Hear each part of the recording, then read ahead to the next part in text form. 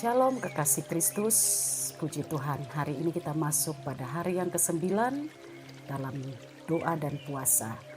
Renungan kita hari ini bertemakan berkarisma tak berkarakter.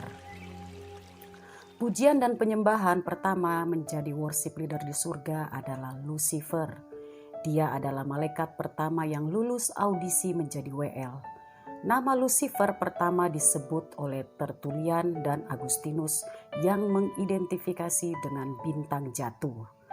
Dalam bahasa Latin, kata Lucifer yang berarti pembawa cahaya, yaitu dari kata lux, lucis yang artinya membawa, adalah sebuah nama untuk bintang fajar, planet Venus ketika muncul pada dini hari. Dan oleh Jerome pada abad keempat ketika menerjemahkannya Vulgata, Alkitab bahasa Latin itu. Ungkapan Ibrani Hallel bin Shakar. Hallel adalah kata Ibrani untuk bintang timur alias planet Venus, sedangkan Ben Shakar harfiah adalah dari anak fajar. Dikutip dari Wikipedia. Itulah sekilas untuk nama Lucifer. Lucifer menjadi malaikat penting dan sangat berpengaruh sehingga menjadi sombong.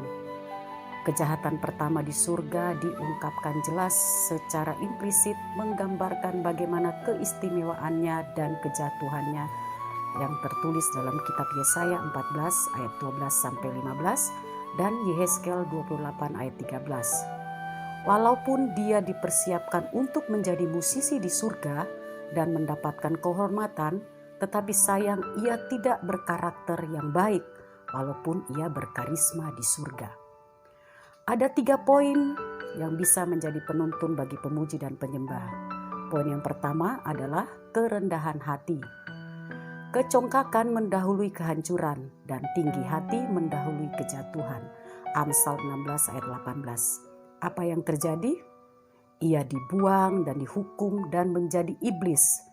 Dialah yang menjadi cikal bakal iblis, tertulis dalam Yehezkel 28 ayat 15-19. Kesombongan menjadi sorotan tajam dalam pandangan Allah sehingga menjadi kebencian Tuhan. Kita bisa baca dalam Wahyu 20 ayat 7-10. Yang kedua, lakukan untuk Tuhan. Dari penjelasan di atas menjadi sangat penting bagi para pemuji dan penyembah perlu berkarakter yang baik.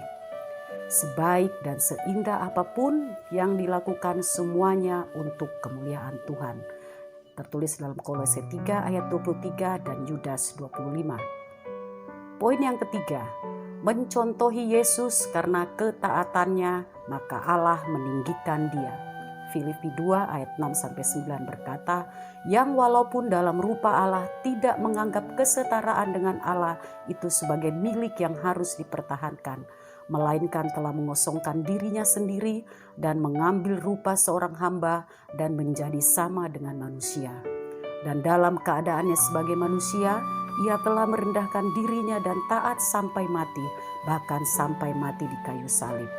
Itulah sebabnya Allah sangat meninggikan dia dan mengaruniakan kepadanya nama di atas segala nama.